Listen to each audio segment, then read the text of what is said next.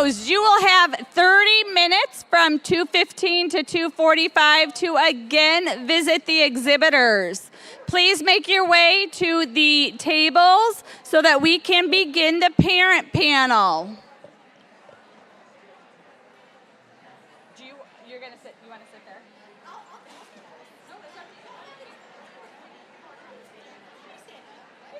Or it can be more conversational where you just sit. Yeah, exactly.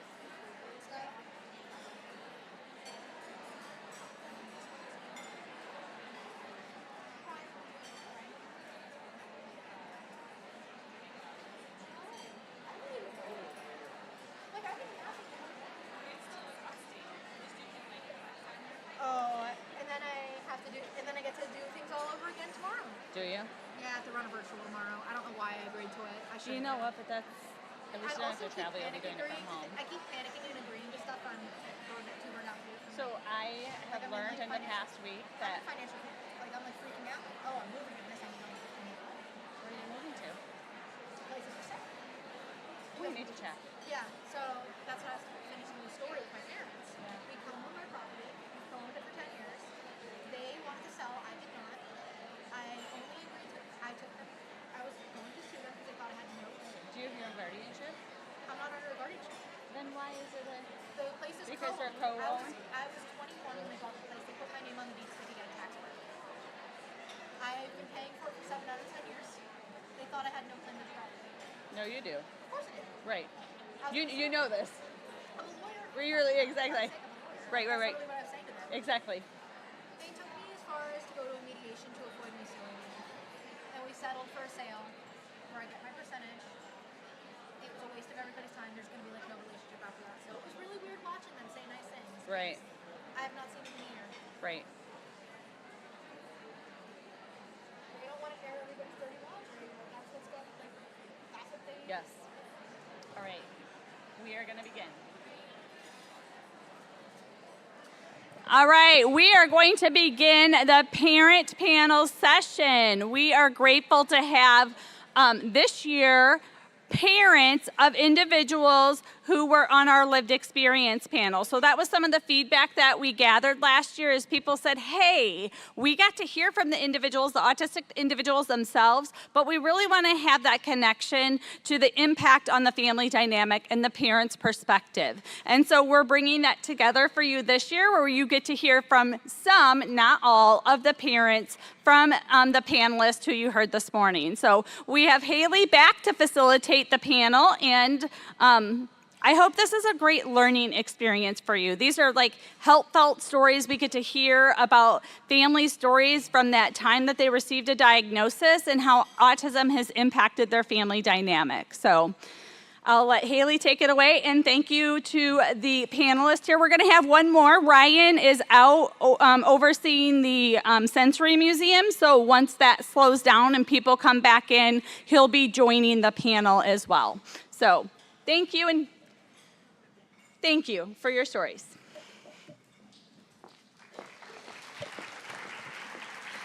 Hello, hello. It's great to be back up here. I hope everybody is feeling energized, recharged, and excited after lunch and trying to avoid that post-lunch snooze with our fantastic parent panel to kick us off. And I would love to get to talk to everybody here. So to get us started, we're going to be introducing our panelists. They are some of the parents of the wonderful people that we met this morning and really enjoyed hearing from. So we have Barb, Cindy, Jamie, and we also have Ryan. We have everybody with us except for Ryan, who will be on his way back from the Sensory Museum shortly. And I see that we have a little video playing with everybody. So we're going to actually ask every one of our panelists to tell us about themselves and their child. So some of my questions for you, if we want, we can go in order, whatever y'all feel most comfortable with. I am happy to adjust accordingly. So so our questions are pointed at everyone. And we're going to ask you to tell us about you, your child, and how many members are in your family, how old is your child, and what are they currently interested in, and what are they up to? Do you want to go first since it's your pictures? Sure, I can go first since my pictures are up there. I'm Jamie Garrison. My daughter, Cece Garrison, was up here this morning. We have 3 kids. Cece's the oldest, she's 12, and you guys learned a little bit about her this morning. And then we have Naomi, who's 9, her sister right there, the blonde one, and then her little brother, Leo. Leo also has a diagnosis.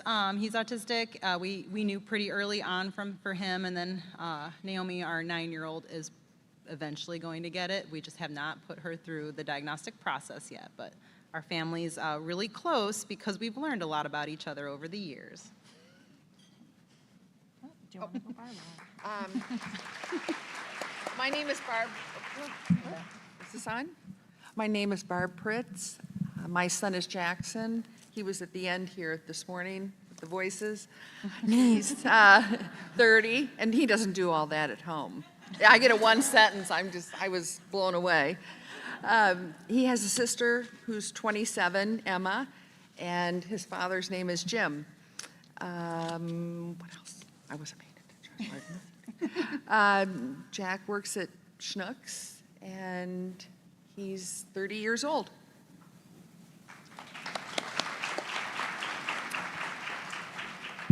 I'm Cindy, and Race, that was right here, is my son, and I did him a disservice earlier and told him he had 3 minutes. I didn't say per question, so he thought he had to do all his questions at once. So that's my fault, and I apologize to him. So Race will be 20 in June, and his sister is 25. She'll be 26. She's a vet student at U of I. Race was diagnosed when he was 2.5.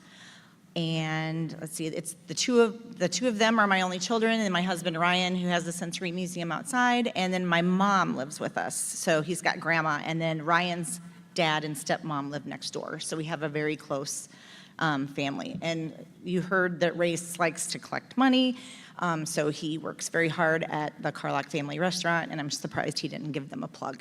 So.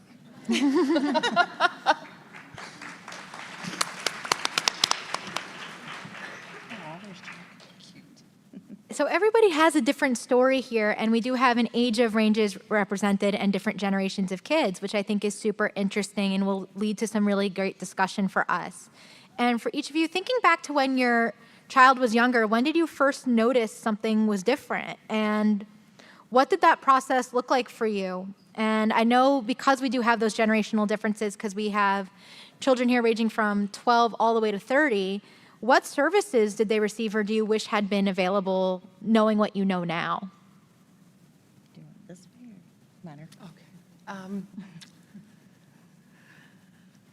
When did we know something was different? Probably when Jack was around 3 years old, and he was in preschool, and his ADHD was starting. Is that too loud? Okay. His ADHD was starting to come through, and couldn't listen and sit, and it got real hard, and they said, well, he can't be here. We can't have him in the preschool, and it was a church preschool. I was a stay-at-home mom, and I went and I watched through the window and saw that they didn't know what to do, and he wasn't listening, and then I started fighting hard. We started fighting hard to get him into early childhood, and we were told no, but I had an angel named Jana Kelly who got him in, and that's what changed things for us. We call her our angel, his angel.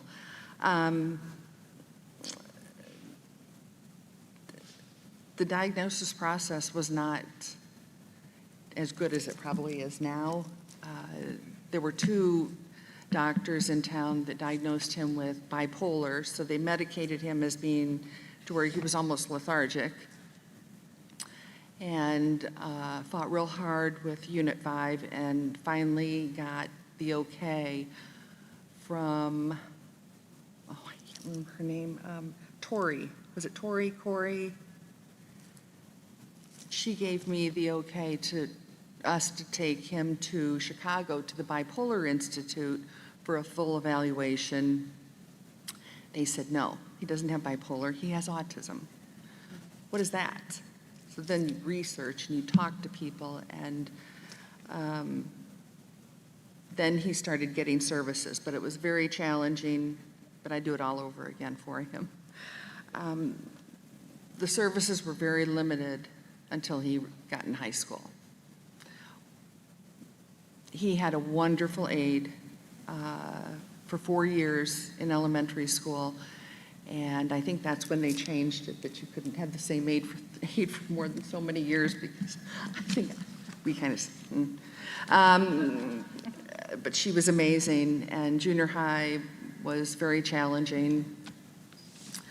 And if you have, the bullying is hard because you go to the school, then they talk to the child who's bullying, they may tell other people that they got talked to, and in our, it would make it worse. So many kids don't talk about that or try and talk to the school, and it can hurt them bad. It can affect them for their life. I think the services they have now and what's available is amazing, and how far it's come. And that's, I don't know, sounds negative, but that was and I think things are so much better now, and our son is amazing. Amazing. Every day, every hour, every minute that we fought for him, I wouldn't have changed a minute of it. Because every child is a blessing. Every child is worth it. They're not broken. They're not damaged. They're amazing, each one. Amen. I used more than 3 minutes. I think that was lovely. Okay. And very important. So Cece, she's our first, and I'm a speech therapist, and when we had her, I was working at Easter Seals, so outpatient pediatric services.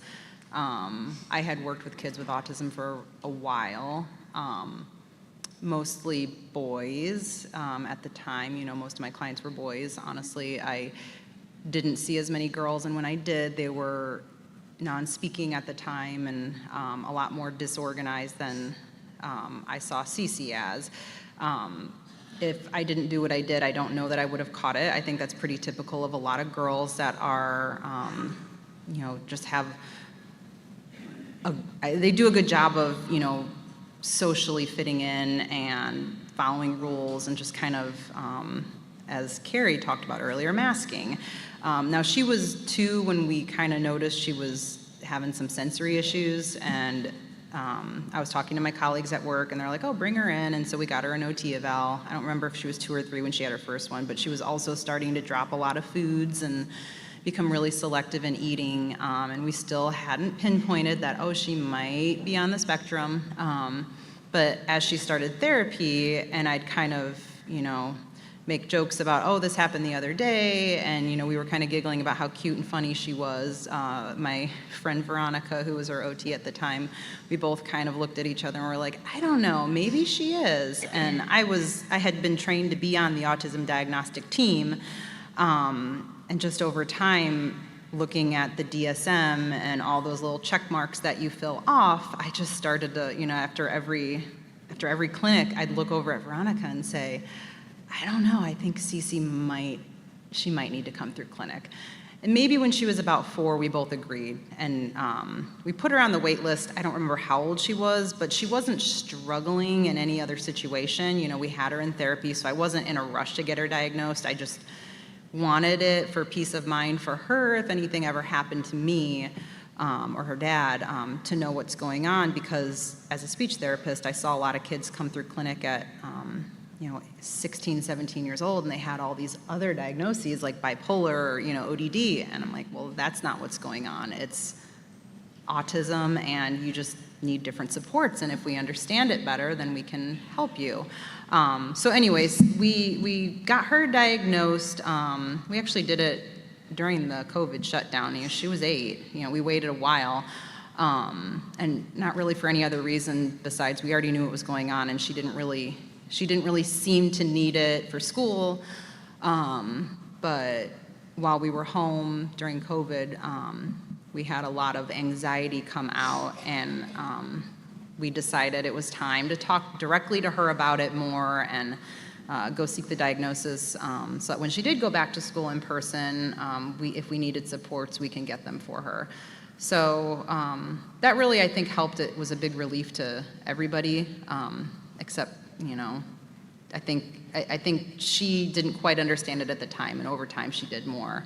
But I think it really helped us. Her brother was born in 2020, about the time we got her diagnosed, and it helped us quickly realize that he was too, because her younger sister wasn't as much like her, but her little brother pretty much did everything she did. All the things that I thought were super cute, like spinning on her butt as a baby, and she's gonna love this. She used to just love Ring Around the Rosie, and then she'd keep spinning and spinning and spinning, and all these little things he did too. And I was like, oh, that's funny. Naomi never did that, but Leo's doing it too. And I was like, oh, yeah. So we had him diagnosed by the time he was 2. I think right when he turned 2, we had him go through clinic.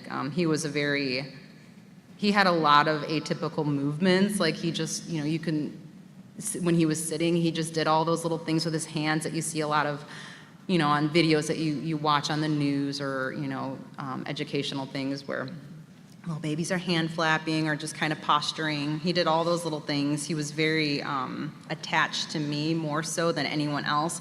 And if new people came into our house, he would get really scared and cry and only want to be held by me, and I had to basically leave the room. We couldn't even go to family things because he couldn't be around other people. So little things like that. It was harder when he was a baby, and as he got older too. But yeah, it was pretty obvious to us. And services, we haven't really needed a whole lot for school for Cece. We did get her a 504 just to make sure that, if she needed some sensory breaks, things like that, and the school's been very great about that. Other than OT, she hasn't had a whole lot else. Counseling, she's in art therapy, it's really helped her with the sensory stuff. And then Leo has had a whole host of, he was in EI for a while, and we're in OT again. We took a break from it, and then he desperately needed it again. We've tried a lot of outside activities, and he just does not do well with social groups, and so we're back at it, doing an intensive OT program for now, and it's been great. He's really changed since we've been able to meet his needs a little better. But yeah.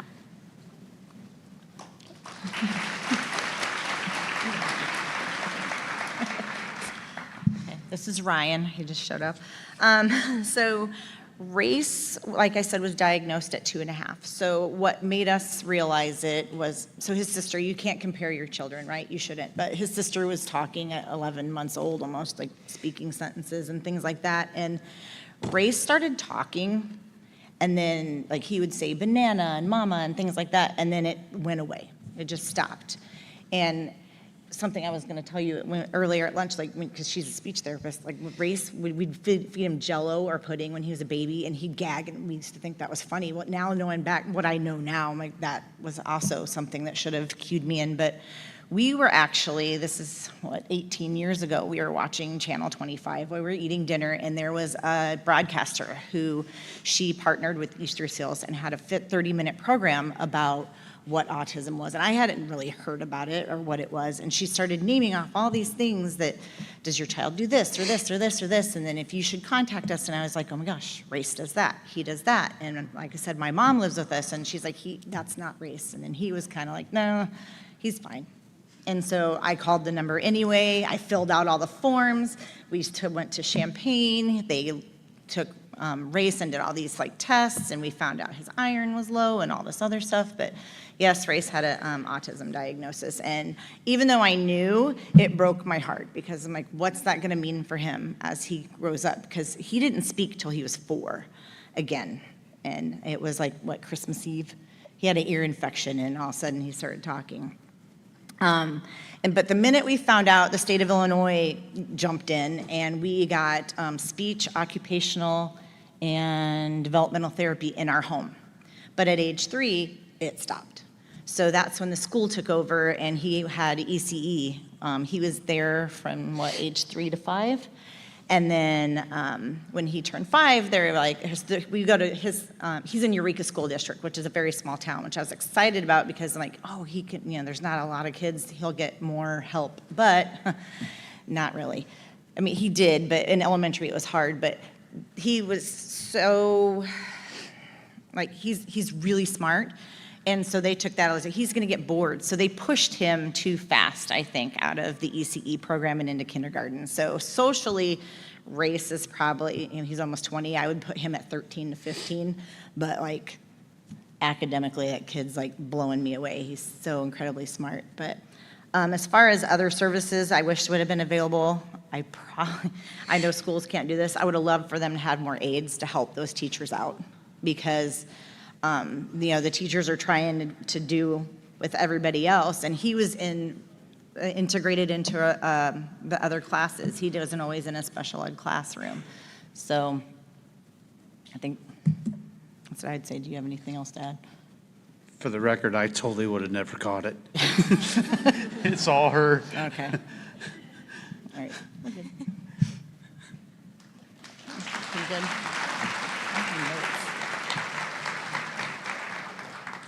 Something I'm noticing as a common theme is that you all picked up on something was different fairly early on. So this next question almost seems very obvious to ask is how your child has changed since they've been diagnosed, given that we're talking about kids who started anywhere between 2 and 8, and now they are 12, 20, and 30. We've gone quite a bit of a way.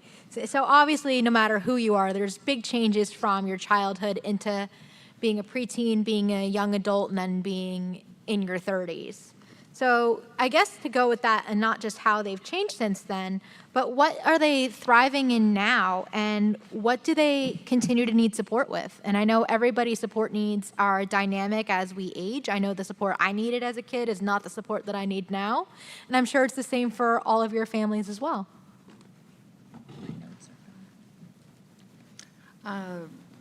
Jack now understands and can advocate for himself and knows when he's overstimulated.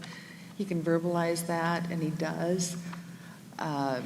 He has a wonderful therapist that he goes and vents to, and she helps him. She's just amazing.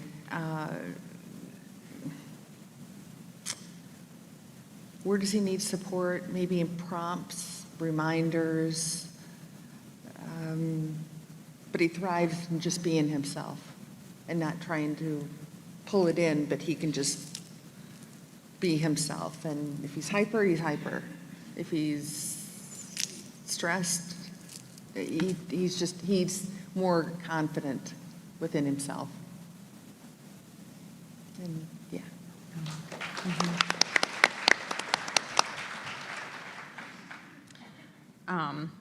I think not a whole lot has changed for Cece. I think she's really good at self-advocating. That's the biggest change. She is very honest with people when she needs to be.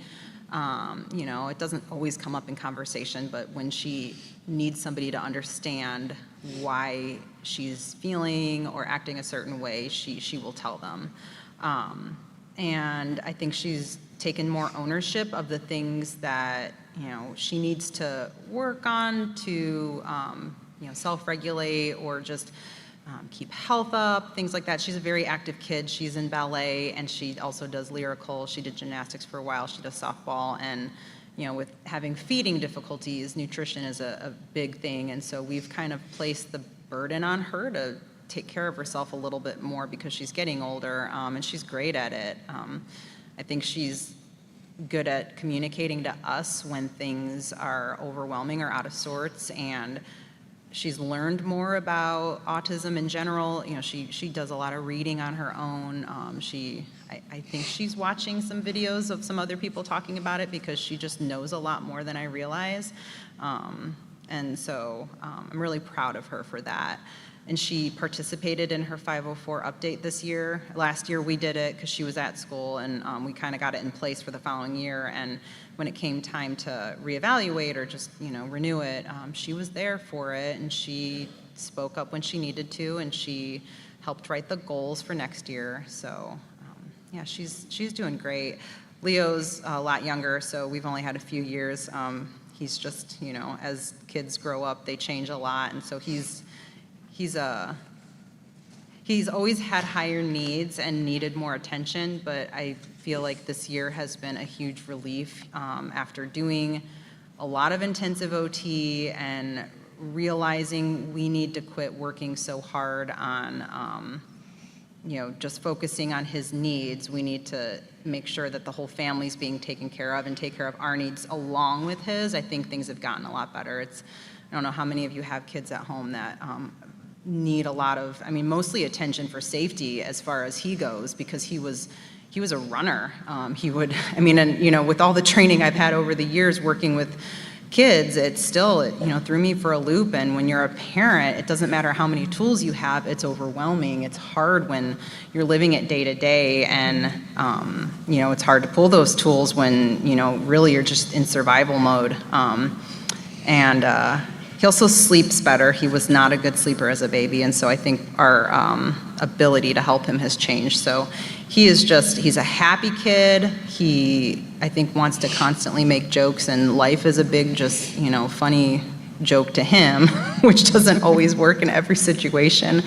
But he's changed in the sense that he is more engaged with people, and he likes to play with other kids, and he understands when something's happened that he needs to either listen and understand why that was unsafe, or he pays attention, and he's super empathetic. I think I loved what Jack said this morning about being very, was it him that said that he's very?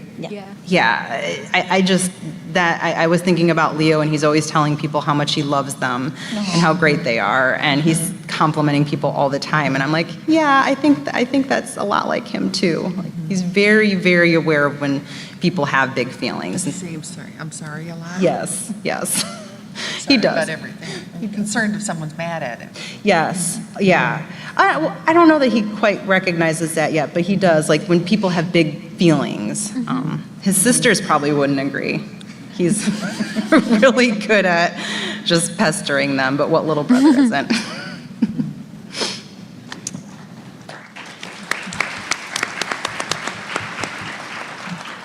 Okay, so how race has changed. So when he was first diagnosed, I think there was a lot of impulsiveness. There was a lot of phone calls from the school, him getting in trouble and things like that. And I would see Eureka come up on my phone, and I would have an anxiety attack. But as he got older, he started being more self-aware.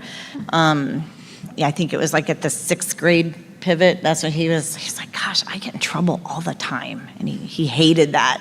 And so he just started refocusing his efforts to maybe I should just pay attention in class, or maybe I should do things differently. It was like a switch went off. But Race is doing things I never would have dreamt of. Like when he was 4 and was just starting to talk, I never thought that Race would drive a car. I never thought Race would get a job. He works 15, 18 hours a week. He bought his first car 2 years ago. He has not let us pay one dime for that car. He is so proud of it. I never thought he would drive in Bloomington. Now he drives because of him, because I would have said no. He's been to Wisconsin by himself, Iowa and Indiana. Yeah, I'm like, totally go, dude. So You want to go to Florida? no. Go. It's a Subaru. It's like totally safe. So yeah, that's where we're different. That's probably why our family works. He's the let's go, and he has autism. And then I'm kind of like, no, You just give me the autism did. point. So so I'm the helicopter parent, and he's the let them fly parent. So we meet in the middle, but Oh, I totally let him do whatever he wants. he does. But as far as continued supports, I think there's some social cues Race still needs. Some of his humor is not appropriate. Yeah, it's not Funny, but not appropriate, Yeah, and depending on your crowd. And he doesn't always know what his crowd is, so. yeah, he's gotten better at that. Also, not understanding when he talks about what he wants to talk about. Not everybody wants to know about that. So we're still working on things like that. So, but yeah, that's pretty much the supports he needs. Social cues. Yeah. I'm no better than him, though. Clap for ourselves. I didn't. Thank you all for sharing. And I feel like a lot of the things that we've touched on are things that I find myself being like, I'm working on that too. So it feels very universal. And also, we have more in common than we think we do, which I think is what makes these panels so special as well. So my next question is actually for Jamie. And that's because your kids are still in school. And what supports have been the most helpful in making school a success? Well, for Cece, you know, it kind of started early on.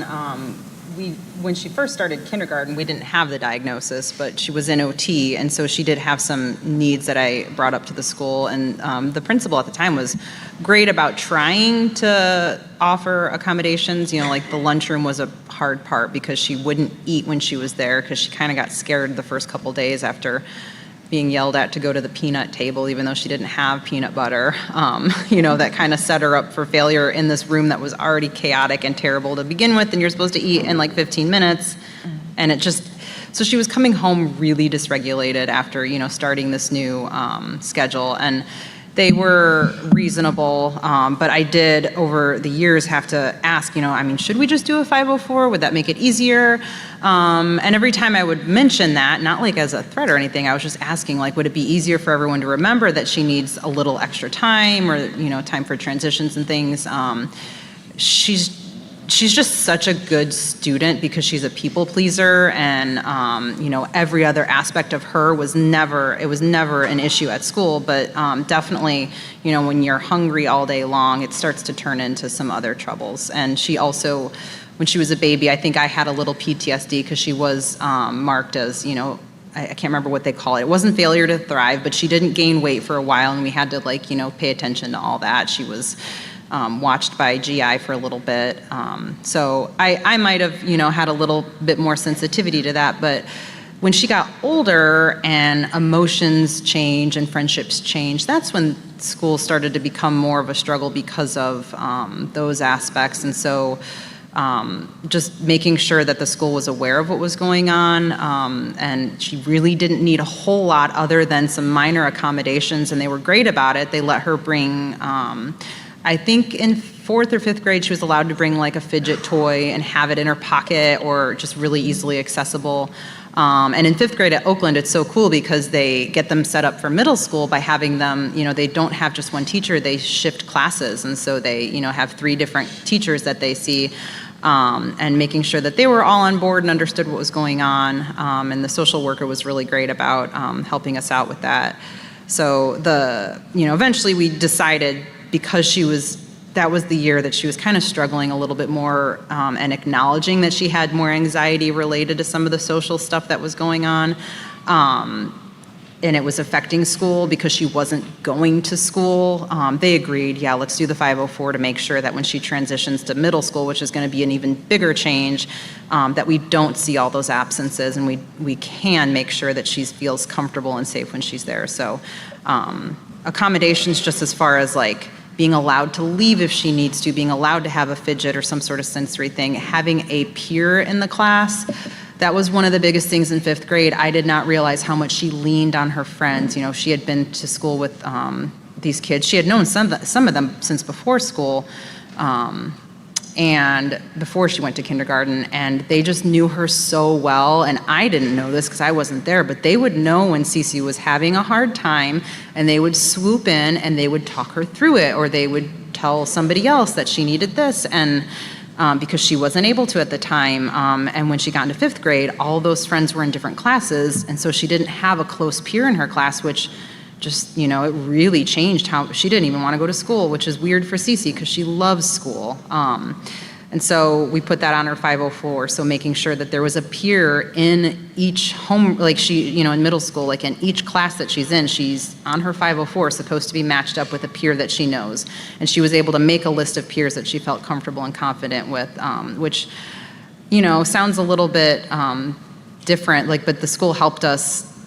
They helped us generate that idea because it was really that important to make sure that she was there to have that kind of social support, which I feel like is also a little bit different when we talk about, you know, autism. Not everybody's like, you know, that's not a typical support I think that you see on those 504 plans, but she does really depend on the people that she knows to help her out when she can't advocate for herself. And Leo's another story. He's not in school yet. We've kept him home. He would have qualified for ECE, but he, he's got a lot of great skills. We were doing a lot of other things like OT and those types of therapy services that don't always match up well when you're in school all day and we're exhausted to begin with and we don't have family in town. So we kept him home, and honestly, we're probably going to keep him home and homeschool him just because we've seen some great stuff come from what we've been doing already. Thank you. Cece just told me I spoke for 5 minutes, so feel free to cut me off too. I personally am not the one who likes to cut people off because I feel like everything that you're sharing is relevant, and I know folks want to hear it. So thank you for sharing so openly above all else. And I do appreciate Cece being our timekeeper. She's good at that. So my next question then is going to be for Barb, Cindy, and Ryan about what are some of the challenges that you've had with past school experiences?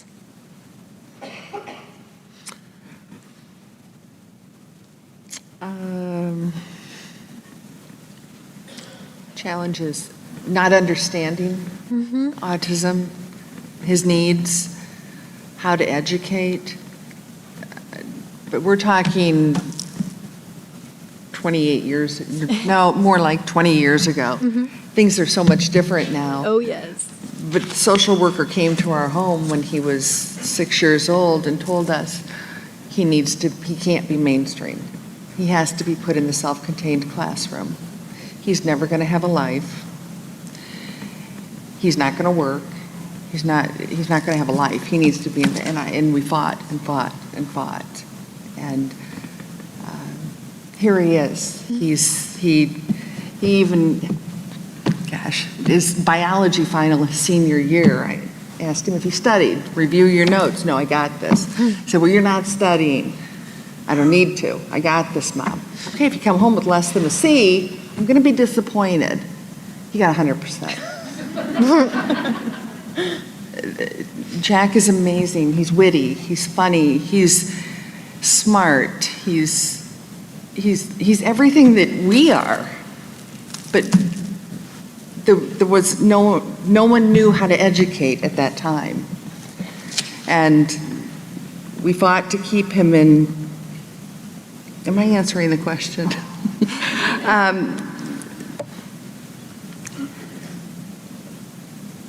He's had his challenges, but he's overcome so much. I think he needs reassuring now, understanding socially that people aren't upset with him, mad or frustrated.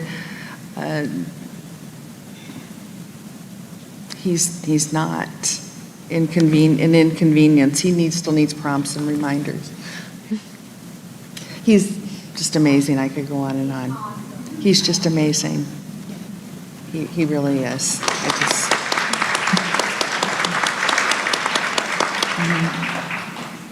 I know you asked for challenges, but real quick, Race wanted me to, because I asked Race this question last night to help me out. Because I asked him, what were the supports that were most helpful for you? And he, ironically, I was shocked. He said, my IEP. My IEP was super helpful. And I will admittedly say when he was younger, it probably wasn't without the help of, and I'm going to give a plug to Jackie and Nikki because I and Ryan could not maneuver that because it felt like a firing squad at two people all the time. And so those two jumped in and helped us understand the IEP better because his IEPs in the beginning were horrific and they helped our school help write them better and it made it better for Race. But the past challenges, I think mainly was our elementary school because it was how things were handled. I said it was a small school district, so at first I was like, yes, he's going to have all this, but there was also, I felt like they didn't. A lack of understanding. Yeah. Like if he had behaviors, their punishment was like, take away all the fun stuff. Like, oh, Race doesn't get to do Chinese New Year Day. Race doesn't get to go on the field trip to Springfield. He doesn't get to do this. And in my head, sometimes I was like, fine, whatever. He probably wouldn't enjoy it anyway because you guys would make him sit still and not do what all the other kids do. And if we weren't the ones chaperoning, I was fine with that. Well, come to find out, as he got older and could articulate better, that was super impactful to him. It was so hurtful.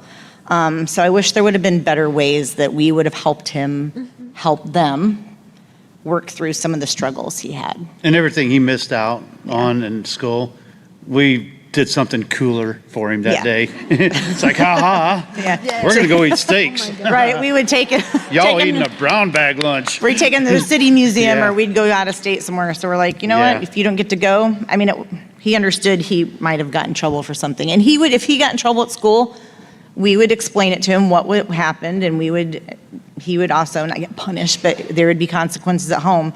But yeah, we did more cooler stuff than they did. Yeah, it's like, it's like you got boxing gloves on, Yeah. all the time. You're just waiting for that phone call and it's like, oh, you take this one, it's a school. Who wants to be the mean parent this time? But they kicked him out of a lot of stuff, mostly because of behavior that wasn't really all that bad, just misunderstood really than anything. But Yep. we just made up for it. When he couldn't go to somewhere, we took him somewhere cooler, so. Yep. Ha I actually really love that. My parents did the exact same thing. Is that I was always going somewhere cooler, doing something cooler when I was excluded, or there was something at school that was going to be too much, and they didn't want me to feel that sting of rejection of some sort. So yeah, that's a great thing to have in your arsenal. I'm glad that you mentioned that as well, because I've never heard anyone else talk about it really, and I'm like, oh, I did lots of things that were cooler than going to the parties and other things that everyone else was doing. And I skipped the DC trip in 6th grade for pretty much the same reasons. So It was like easier for us to just do that. amen. Goes sometimes. So we didn't really fight it all that much because we just, like I said, we did other stuff. So It was exhausting fighting it. yeah, it was. It is. What they say when your child is, when the doctor hands you your child, the first thing you do is hand you your child, and then they say you got autism. The second thing they give you is boxing gloves because it's just a fight from there on out. But I don't know. If you love your kids like we do, it's not a big deal. Yeah. But you hurt for them. Yep. I remember when Jack was in, just real quick, Jack was in kindergarten and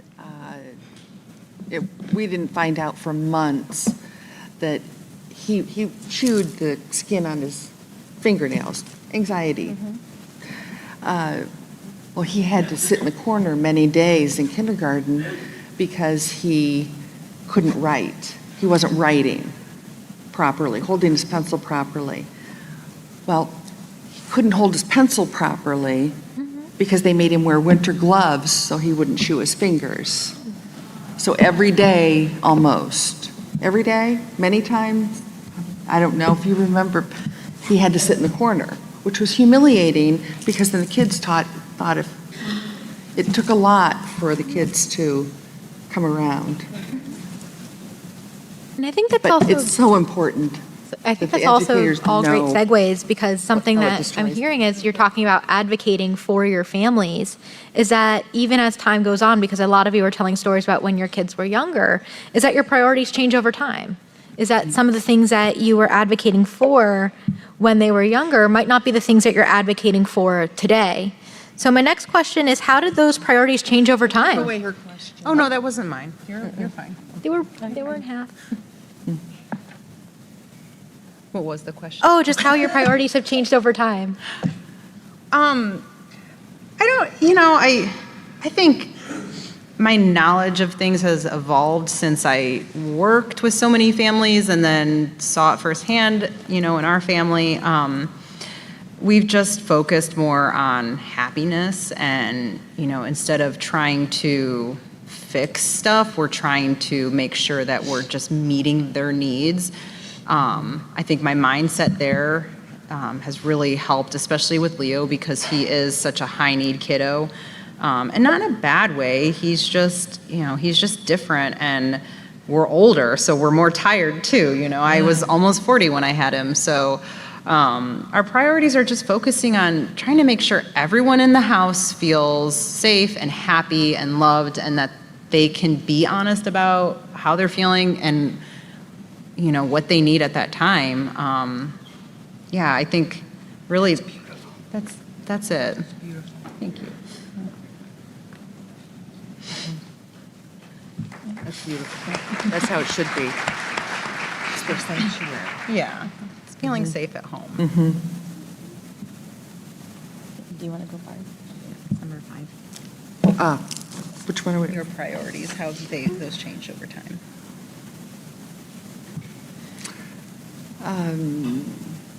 Letting him grow up and becoming himself, who he is. One of the biggest Godzilla fans. I love it. G-Fest every year. He's just, he needs to, Jack doesn't drive.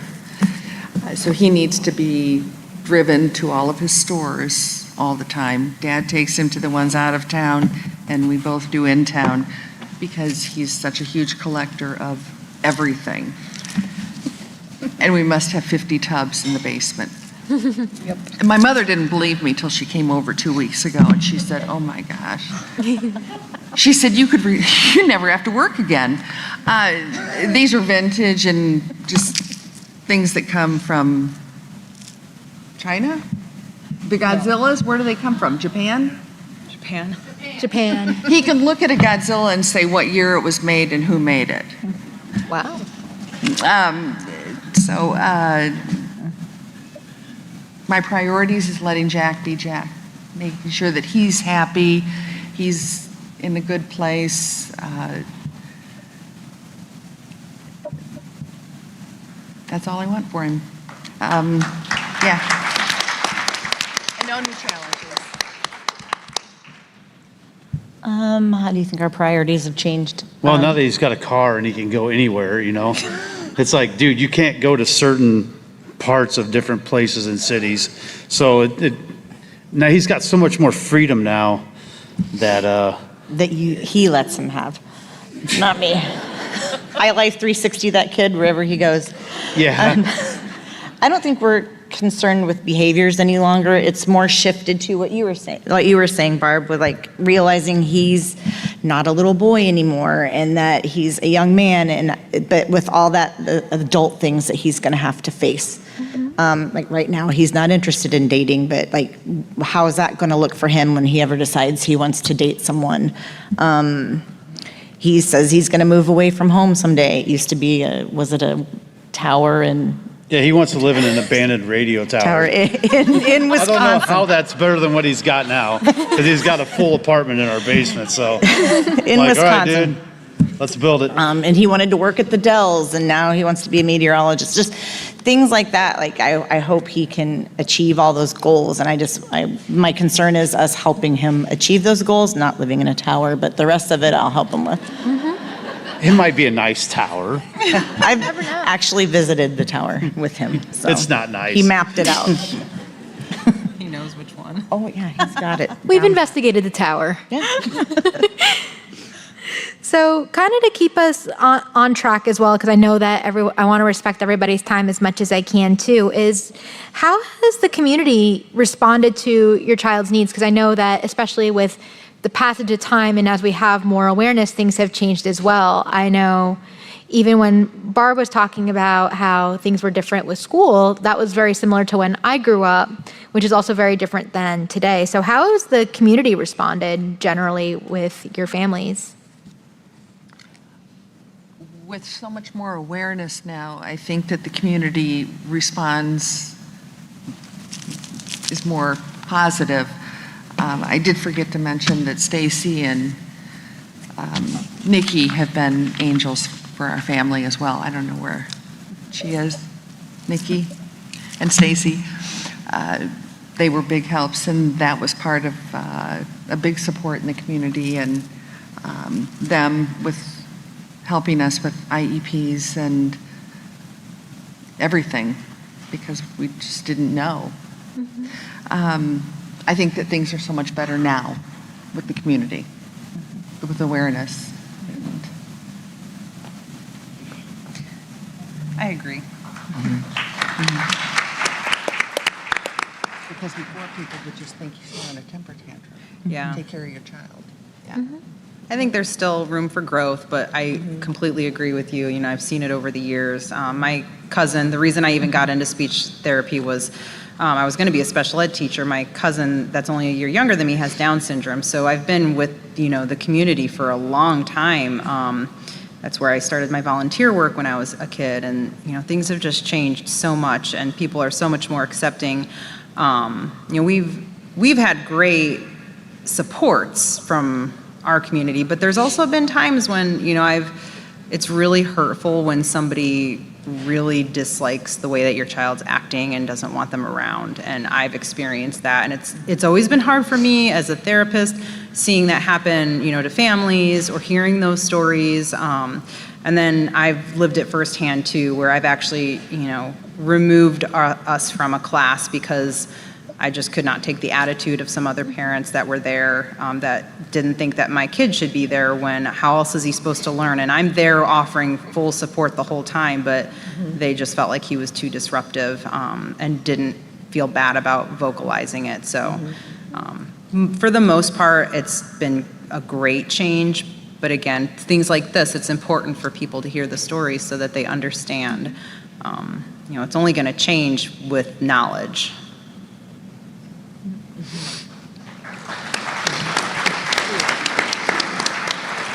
I think we would reiterate what they said in the beginning. It was hard. You'd go out to eat. We didn't go out to eat a lot because Race would lay on the floor and scream and throw a temper tantrum. People would look like, take care of your kid. And you're like, okay. But what, you're going to say something. I was like, go ahead and say it out loud because it'll happen to you too, buddy. Right. Go ahead. But I hate to be one of those people, but the invention of the iPad made it where we could actually go out and eat because he was into that. But with the community, we live out in the middle of nowhere, so that there's not really a community for us.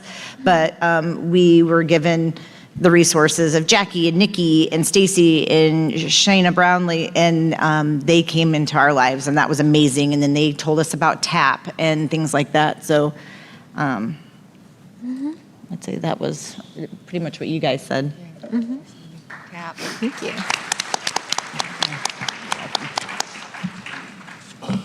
Each of you also has mentioned the different professionals that have helped you along your journeys and throughout your journey. So I just wanted to give a quick shout out to all those professionals, whether it is the speech therapists, the teachers, the folks who helped with the IEPs, all the different people that have been mentioned of being some kind of gift to your family.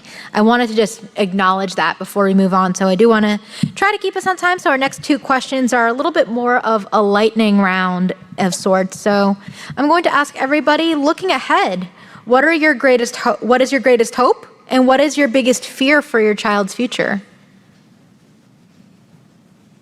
My hope is that more awareness is continually raised for people with autism now and people that are growing up, and your son, those who aren't even born yet. And for us not to judge and have patience and kindness and understanding, and we're all human beings and we all deserve public education and a beautiful life of happiness and not to be judged. And I don't have fears. I think he's great. He sure seems like he is. You guys have done good. I kind of just agree with what you said. I mean, I'm hopeful that my kids will be able to own who they are and be proud of who they are, and for lack of a better word, persevere when things get tough, because I've seen it and we've tried to find the tools to keep on going even when things seem a little hard. But yeah, I hope that they are proud of who they are and they don't hold back and they just keep on growing into the beautiful human beings that they are.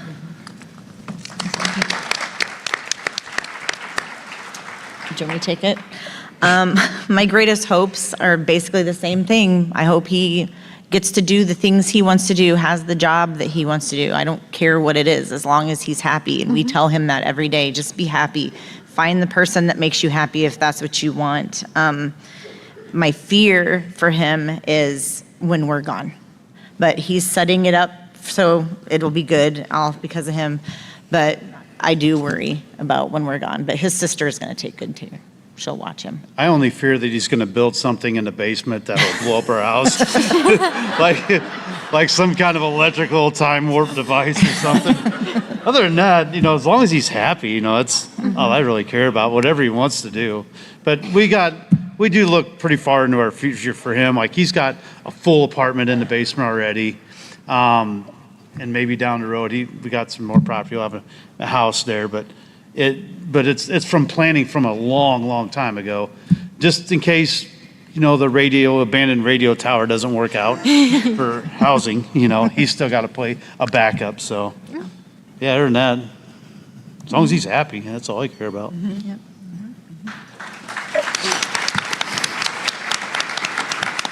And we have one final question to wrap us up, and that is just another lightning round question for all of you, is that if you can share one insight with families that are just starting their autism journeys, what would that be? Reach out to people. Find professionals and support and advocate. Advocate.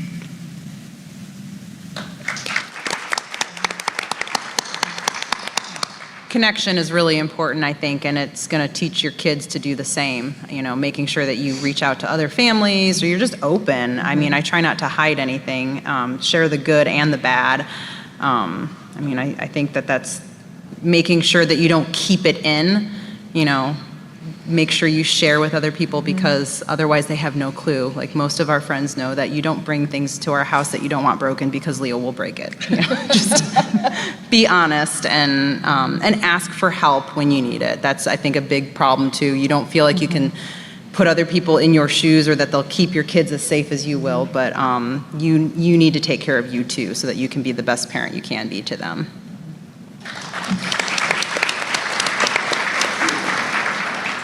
I would say follow your instinct and your gut, because I had a pediatrician once tell me when he was really little, when we first were thinking something was wrong, he's just letting people talk for him. But I knew it wasn't that. But like you said, advocate for your child and for yourselves. Don't be afraid to speak up. And I think one thing, we found a person or a couple people, teachers, that we could communicate and share ideas with. So if you can, and it was 20 years before we ever went on a trip without children because I didn't think anybody was good enough to watch my kids. That's not true. Not me. I would have left them at the local bus stop or something. Anyway. Bye. But See you in a week. just trust your instincts and advocate. Yeah, find the people who understand what you're going through, that have the like things, become friends, start your little community there. Not every one of your family members is going to know anything about autism. They don't know, but find the people and the teachers that are there for your children, support them, back them up too, because when everybody's on the same page with this, it goes so much more smoother. But when you get a little bit of friction from maybe say a teacher or a friend or something like that, you got to find that common ground because it doesn't go anywhere after that. But yeah, the people that are going to be there for you, stand behind them. They're your biggest advocates in the whole thing. Yep.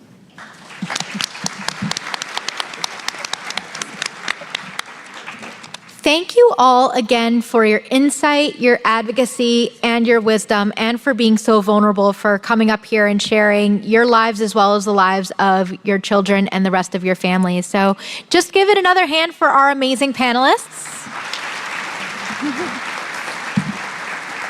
And I am ready to toss it back to Nikki to keep our program moving.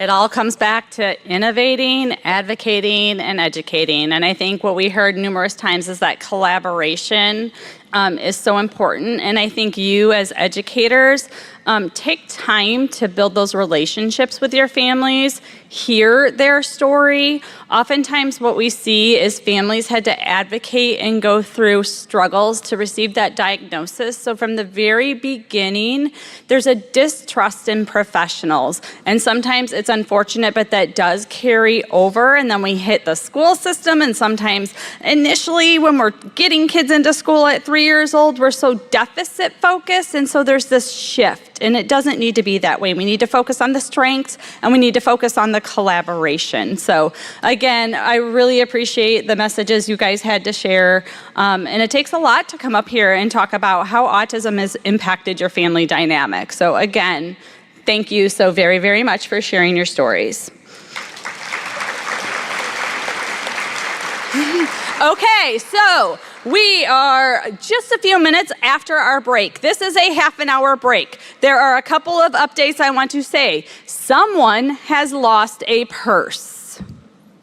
If that is you, please go to the registration office, booth, area, and describe what it is, and we will get that back to you. So please check your belongings. Second of all, this is the last opportunity for you to visit all of the different exhibitors. What you will do is you can make sure you have your passport checked off, visit the exhibitors in here, visit the exhibitors out in the concourse, and then make your way across the street so you can go visit that kid place and check out the Sensory Museum. Ryan's gonna hustle back over there so you all can take a look at it and navigate through it.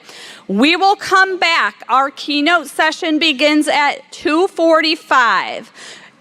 Before you come back or on your way back in, the tables in the back where food was now have balloons on them, and we have staff. You can turn around and see them at each table.